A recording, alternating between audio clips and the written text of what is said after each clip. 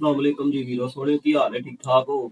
अच्छा जी गर्मी ने जिन्नी क मत्त मारी शदीद गर्मी पैन डई है और गर्मी सिर्फ इंसानां आस्ते नहीं बल्कि इन्हें जानवरां दा भी बुरा हाल कीता है।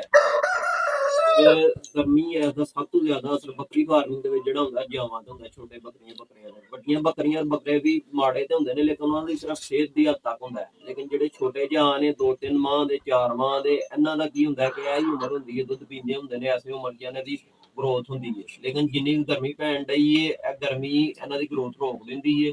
जिन्नी वजह तो जेहड़े सारे चोक हो जांदे ने जी ऐसे ਅਸੀਂ ਅੱਜ ਲਗੇ ਹਾਂ ਆਪਣੇ ਜਾਵਾਂ ਨੂੰ ਤੇਲ ਦੇਣ ਲੱਸੀ ਚ ਪਾ ਕੇ ਤੇ ਮੈਂ ਨਾਲ ਭਰਾਵਾਂ ਨਾਲ ਵੀ ਸਾਂਝਾ ਕਰ ਲਈਏ ਜਰਾ ਇਹਦਾ ਤਰੀਕਾਕਾਰ ਕੀ ਛੋਟੇ ਜਾਵਾਂ ਨੂੰ ਇਹ ਹੁੰਦਾ ਕਿ ਬੜੀ ਇhtiyਾਤ ਨਾਲ ਦੇਣਾ ਪੈਂਦਾ ਕੁਆਂਟੀਟੀ ਦੇ ਹਿਸਾਬ ਨਾਲ ਜ਼ਿਆਦਾ ਨਾ ਘੱਟ ਤਾਂ ਕਿ ਇਹਨਾਂ ਦਾ ਗਰਮੀ ਦਾ ਵੀ ਹੱਲ ਹੋ ਜੇ ਇਹਨਾਂ ਨੂੰ ਹੀਟ ਸਟ੍ਰੋਕ ਵੀ ਨਾ ਹੋਏ और नुकसान भी ज्यादा कोई होए सब तो बेहतरीन हालत है ये अक्सर कई भरा दिंदे ने चोकर च पा के लेकिन छोटे बच्चे जेहड़े ने चोकर च नहीं तेल लैंदे क्योंकि चोकर खाने की आदत बहुत घट होंदी बच्चों फिर इन्हां नूं असीं ते की कर रहे हैं कि लस्सी च मिक्स करके सिरिंज दे नाल दिंदे आ छोटे तुसां अपना वेख लेना जावां दे हिसाब नाल जिन्ने कि तुहाडे बकरियां ले छोटे जा होण उस हिसाब नाल तुसां जेहड़ा ना किलो 2 किलो लस्सी ले लैनी ਉਹਦੇ ਵਿੱਚ ਤੁਹਾਂ ਇhtiyਾਤ ਦੇ ਨਾਲ ਜਿਹੜਾ ਨਾ ਆਪਣੇ ਹਿਸਾਬ ਨਾਲ ਦੇਸੀ ਤੇਲ ਵੇਖ ਲੈਣਾ मैं तो चमचिया ना मिल के पान लिया वा ताकि ज्यादा भी ना हो ज्यादा होगा तो नुकसान भी देगा कह लो कि अगर तुहाडी कोई किलो क लस्सी है ना ते ओहदे विच तुसी कोई 4 चम्मच जेहड़े ना तेल पा लो पा के चंगी तरह जनाब जेहड़ा मिक्स कर लेना मिक्स करके ते स्टार्टिंग दे विच सारी गल है जानवर लगा नहीं हुंदा ਉਹ ਮਜਬੂਰੀ ਬਣ ਜਾਂਦੀ ਫਿਰ ਉਹਨੂੰ ਧੱਕੇ ਨਾਲ ਸਿਰਿੰਜ ਨਾਲ ਦੇਣਾ ਪੈਂਦਾ ਜਿੱਦੋਂ ਇਹਨਾਂ 2-4 ਦਿਨ ਇਹਨਾਂ ਦੇ ਗੁਜ਼ਰ ਜਾਣੇ ਨੇ ਇਹਨਾਂ ਨੂੰ 4-5 ਦਿਨ ਲਗਾਤਾਰ ਦਿੱਤਾ ਜਾਣਾ ਇਹਨਾਂ ਨੂੰ ਚਸਕਾ ਲੱਗ ਜਾਣਾ ਇਹਨਾਂ ਆਟੋਮੈਟਿਕਲੀ ਸਿਰਿੰਜ ਵੇਚ ਕੇ ਪਿੱਛੇ ਪਿੱਛੇ ਫਿਰਨਾ ਔਰ ਆਹਿਸਤਾ ਆਹਿਸਤਾ ਫਿਰ ਹੈ ਕਿ ਭਾਂਡੇ ਦੇ ਵਿੱਚ ਹੀ ਲੱਗ ਜਾਂਦੇ ਨੇ ਕੋਲ ਜੇ ਬਾਲਟੀ ਜਿਹਦੇ ਵਿੱਚ ਮਿਕਸ ਕੀਤਾ ਹੋਣਾ ਉਹਦੇ ਵਿੱਚ ਹੀ ਇਹਨਾਂ ਪੀਣਾ ਸ਼ੁਰੂ ਹੋ ਜਾਂਦਾ ਇੰਜੇ ਚੰਗੀ ਤਰ੍ਹਾਂ ਇਹਨੂੰ ਜਨਾਬ ਲਾ ਲੈਣਾ ਲਾ ਕੇ ਤੇ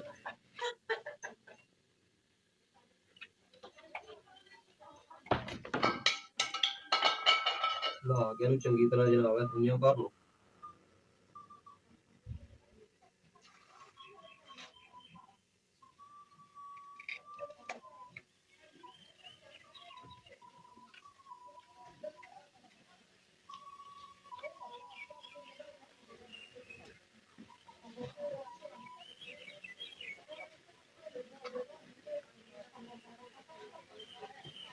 ਭਰ ਕੇ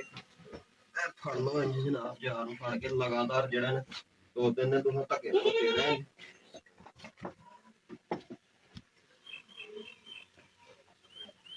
ਅੱਗੋਂ ਨੇ ਆਟੋਮੈਟਿਕਲੀ ਜਿਹੜਾ ਨਾ ਉਹਨਾਂ ਨੂੰ ਚੰਗਾ ਪੈ ਜਾਣਾ ਇਸ ਚੀਜ਼ ਦਾ ਫਿਰ ਤੇ ਉਹਨਾਂ ਤੁਹਾਡੇ ਕੋਲ ਖੋ ਕੇ ਆਪੇ ਹੀ ਪੀਣਾ ਕਰਨਾ ਐਵੇਂ ਕੋਲ ਕਿੰਨੇ ਪਿਆਰ ਸਲੂਕ ਦੇ ਨਾਲ ਜਨਾਬ ਉਹ ਲੱਗਿਆ ਪੀਣ ਨੂੰ ਮਜ਼ਾ ਆਉਣ ਲੱਗ ਪਿਆ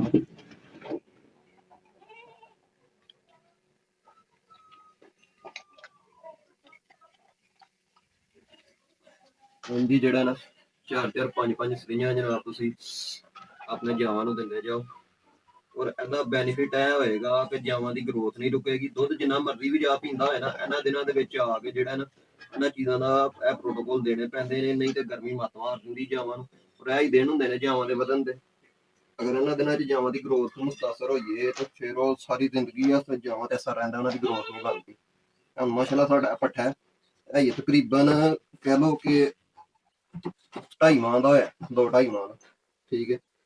ਤੇ ਹੁਣ ਮੈਨੂੰ ਹੀਟ ਦਾ ਨੁਕਸ ਹੋਣਾ ਸ਼ੁਰੂ ਹੋ ਗਿਆ ਬਸ ਇਹ ਵੇਖੋ ਕਿਹੜੇ ਮਜ਼ੇ ਨਾਲ ਹੁਣ ਪੀਣ ਲੱਗ ਪਏ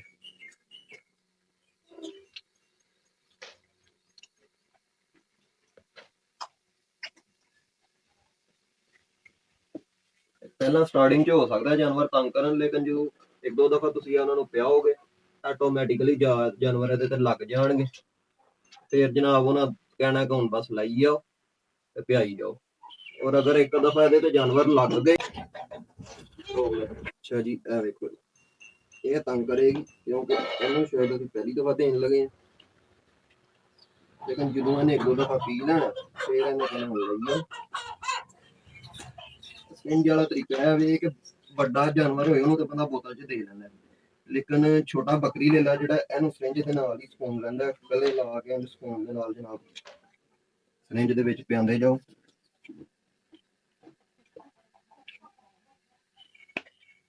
ਵੀ ਲੱਗੀ ਹੋਏ ਤੇ ਸਾਰੇ ਭਰਾ ਵੀਡੀਓ ਨੂੰ ਲਾਈਕ ਕਰਕੇ ਤੇ ਚੈਨਲ ਨੂੰ ਸਬਸਕ੍ਰਾਈਬ ਕਰ ਲਿਓ, ਔਰ ਇਨਸ਼ਾਅੱਲਾ ਅੱਗੋਂ ਮਜ਼ੀਦ ਇਹਦੀਆਂ ਨਵੀਆਂ ਚੀਜ਼ਾਂ ਬੱਕਰੀ ਫਾਰਮਿੰਗ ਦੇ ਹਵਾਲੇ ਨਾਲ ਤੁਹਾਡੇ ਨਾਲ ਸ਼ੇਅਰ ਕਰਦੇ ਰਹਾਂਗੇ, ਤੁਹਾਨੂੰ ਮਾਲੂਮਾਤ ਦਿੰਦੇ ਰਹਾਂਗੇ। ਅੱਲਾਹ ਹਾਫਿਜ਼।